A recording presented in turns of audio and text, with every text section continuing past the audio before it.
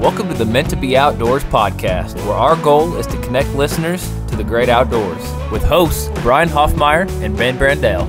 I'm host Ben Brandell, owner of Meant to Be Outdoors, instructor of outdoor skills, and passionate about personal growth.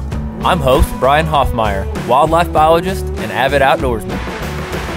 Welcome back to the Meant to Be Outdoors podcast. It is Myth Monday, and today we are going to be talking about bears. Bears are kind of an enamoring animal because we don't see them very often, especially where we live, and they can be dangerous, but yet they're just so big and beautiful and powerful. So this should be an exciting episode, and I think everybody will probably learn something about bears today.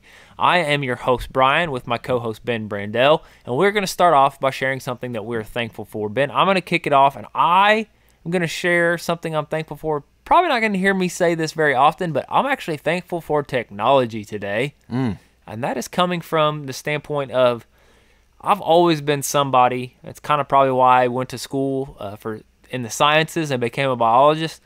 I've always just sparked these questions of why does something do that? Why does it do that? And I've always wanted to be able to dive in and get that answer. And I can remember as a child, we had a full set in our dining room on the shelf. We had a full set of encyclopedias. And I can remember getting these questions about whatever it may be in my head and sitting down on the floor in front of that and, okay, it starts with a K. Let me find my K book and pulling out the K inside of that encyclopedia set and studying that. But now, especially as we dive into these podcasts and taking things that we've learned, but really diving in further into them and getting information, I can sit here at this MacBook and study and weigh what one person is saying versus another and truly have some discernment to try to make some conclusions on my own. And I'm thankful for that. I don't have to sit and look through encyclopedias anymore. Yeah, it speeds up the research. It does. Really quick. And there's a lot more online than there is in an encyclopedia. There is. There's a lot more online than even your National Geographic's The Yellow Book. You know, your story sends me back to before I had a computer at home. Yeah. Mom would buy the National Geographic books from garage sales. Did we sound so old before we had computers? Yeah, I mean, it was. But I didn't have a computer. And man, I was old. But the National Geographics, you know, she'd find them and buy them for me. And, oh, man, they were filled with so much information. I think I want to add to that, though, and being thankful is that it isn't just one-sided.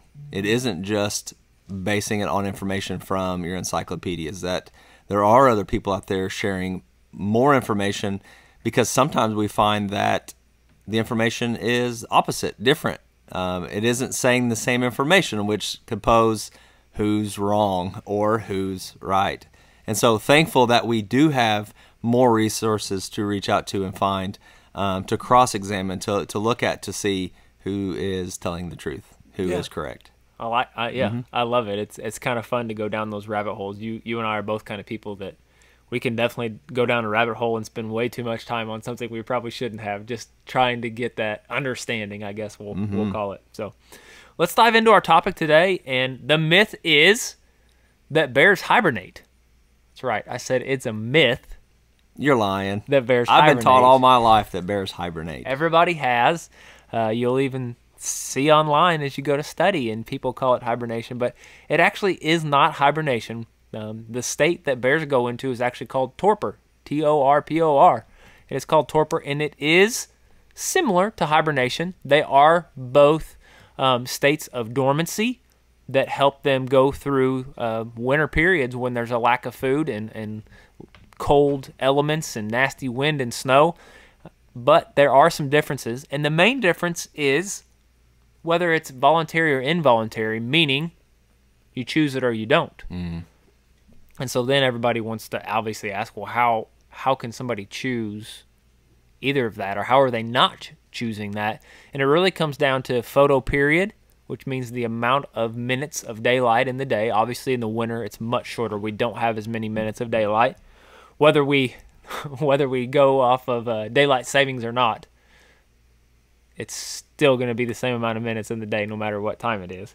So bears torpor, and torpor is actually not voluntary. What that means is they're not choosing this. It is going to happen to them. It is a state they're going to go into, whether the winter, because sometimes in Missouri where we're at, sometimes we have nasty cold, negative temperatures below 0, and sometimes we'll have a January where it's 60 degrees every day. It's warm, yeah. Yeah, no snow. Yeah, and if it is 60 degrees every day in January, there are rare instances where people will see a bear, but a bear is going to torpor. It's going to go into the state of dormancy or sleep, whether they like it or not. It's going to happen. Animals that hibernate, which is going to be more like your smaller rodents and stuff. I'll use a chipmunk for example. They can choose hibernation. If it's a super warm winter, let's say there's a bunch of clover and greens and stuff available and it's warm, they're not using all their fat reserves because it's warm, they don't have to go to sleep. They can stay out. They don't have to go into this dormant state because it's something that they choose. It's kind of like, we'll use the groundhog for example. Every spring, Puxatani comes out of his hole and he either says, oh shoot, it's terrible out here, I'm going back in, right? He's choosing that. Or he comes out and he says, huh, I like it. It's pretty nice out here. And then we say, you know, winter's done and spring's here. That's kind of our, obviously that there's some myth to that, but there's some truth to it too, because he is choosing whether or not to go back into hibernation or to come out. So involuntary versus voluntary. Right. So, and we didn't talk about this before show, so I'm putting you on the spot right now. Okay. Just came to me. So we can't relate this to humans because humans don't do that. However, I want to use a humanistic example. So torpor would be as to a coma as hibernation is to our sleeping pattern, us going to sleep. Oh, I'll use your word coma there. Yes, it's involuntary. So there are two different types of a coma. Uh-huh. One is called medically induced. Right. Which would be closer to hibernation because it's a choice. Okay. Doctors or your family or yourself are choosing to be put in this coma because of whatever's happening with your body. Or there's a coma that happens, you fall down the stairs and hit your head and you're just in this coma until you wake up. That's more like torpor. You're not choosing that, you're in that. You're in it.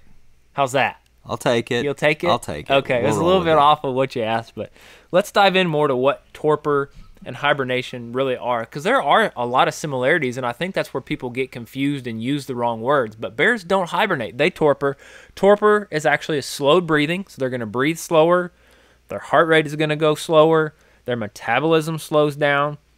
And body temp is going to slow down, but this is another big difference between hibernation and torpor. And torpor, which bears are doing, their body temp is going to drop, but only about 10 to 12 degrees. And hibernation, these animals like a chipmunk, their body temperature is going to drop barely above freezing.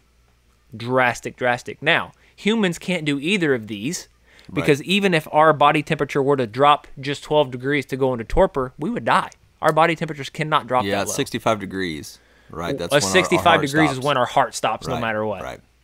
So we can't have, especially for any prolonged period, our body temperature cannot drop 10 to 12 degrees. We just can't, which is awesome because we have the capability to build shelters and get food and build fires and get clothes and do all these things. Or migrate, yeah. Get out of here, yeah. What do they call them? The snowbirds that go south. Well, right now we actually have the windows open and I hear some geese going over. They're migrating, right? Because they're not going to be messing too much with really hibernation or torpor for that species. Good. They're going to go to some place that has the food and the temperature that they need. Right. Also with torpor, they don't really they can come out of it much easier, but they're not going to do it as often in hibernation. And that can be one of those distinctions that does get kind of gray and confusing for people, because when you hear hibernation, you think of this long term, no waking up, but that is actually torpor. So a bear, for usually it's about 100 days, they're going to sleep. They're going to be in torpor. They're going to be sleeping. They're not pooping. They're not peeing. They're not eating. They're using their fat reserves. And they can also, this is an amazing thing, bears can actually turn their urine into protein. And they're using that protein to lose that body fat slower and slower so that they can make it through until the weather does change and there's food available for them. Now, hibernation, people really think of this, it is actually a deeper sleep because their body rates are being slowed further than torpor. But an animal like a chipmunk, let's say every 3 or 4 days, they're going to wake up. They're going to go to the bathroom. and they're going to eat some of their cached food, some of the food that they've stored. Say they have a pile of nuts in the corner of their cave. They're going to go over there, eat a little bit of that. Then they're going to go back into hibernation. They're going to make that choice because it's still yucky and nasty outside, and there's nothing else for them to go find or eat. There's no reason for them to be out there. It's also very, very difficult to wake up out of hibernation. So just so it's clear for everybody, I'm going to stick with bear and chipmunk. A bear, if it's sleeping, the old saying, never wake a sleeping bear. I tell my kids that when I fall asleep, take a nap and never wake a sleeping bear. Bears can hop right up out of a torpor and be ready to fight. The mothers are usually pregnant when they're in torpor. They can actually wake right up when they go into labor and deliver their cub. Hibernation, because their body temps and heart rates are so slow, it is so difficult for them to wake up. It takes a long time. You're even going to, there's videos, there's cameras on animals that are hibernating. When they wake up, there's convulsions and body twists and cramps. It's this long, drawn-out process because they have to warm up their body. They have to increase their heart rate. Their heart rate is so slow. For example, a chipmunk, when it's hibernating, its heart rate goes from 350 beats per minute, that's normal, all the way down to 4 beats per minute in hibernation. In torpor, a bear's heart rate is going to decrease, but not that drastic. You're going to drop it down several beats per minute, but not all the way down to single digits because they have to be able to wake up to fend off danger and to deliver their cubs if they need to be. Right. However, in torpor, they're going to have that 100-day period where they never wake up if they don't need to. I think that's really where the confusion comes in, is that length of time. Hibernation is deeper, but in shorter periods. Torpor is longer, but not as deep. Does that make sense? It does. It's confusing, I think, because when we think, me personally, when I think of this deep, deep sleep, I am thinking hibernation, but then you're telling me that they can quickly, it's not that they can quickly wake up, but they do wake up to go out and check it out, and then they go back and do it again. Yeah. And that just seems more like an involuntary thing, but however, it's voluntary. Yeah. And animals that hibernate, that are caching this food or storing food, they need to wake up to eat a little bit every several days because they are not transitioning their urine into protein like a bear is. Right. Now, we're talking about bear, and that myth is surrounded around the bear. That was our focus here. So there is a fun fact that I love about bears, and it does have to do with their torpor.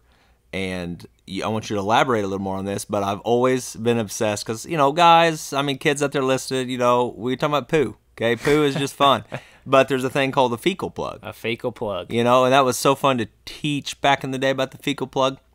I was probably in error teaching because we were really discussing hibernation, and we were wrong on that. Yeah. Because it was a torpor.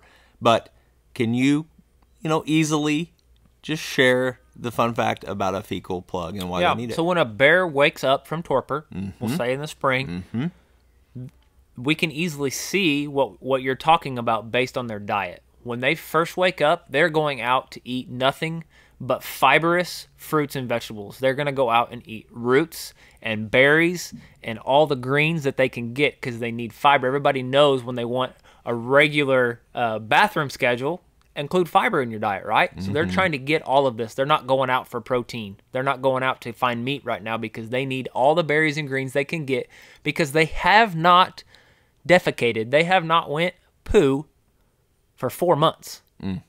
So they've got this bigger, dried up, it's down in our lower intestine, which is, its role is to pull all the moisture out of that fecal matter. It's pulled all the moisture out. They've got this big, dry plug. They're literally plugged up with this massive poo, and they really can't go on with their life until they get it out. Right. So they have to eat everything that they can that will help them go to the bathroom to get out this fecal plug, and once they pass it, I'm sure they feel better. I've never asked a bear if they feel better, but I'm sure they feel really good. I would hate to have to do that every morning after our sleep. That'd be awful. So yeah, that is what the fecal plug is. Perfect. It's their first poo after they wake up in the spring. With these bears that are in torpor, they're big animals, right? And typically, we talk about exceptions. There's exceptions to everything.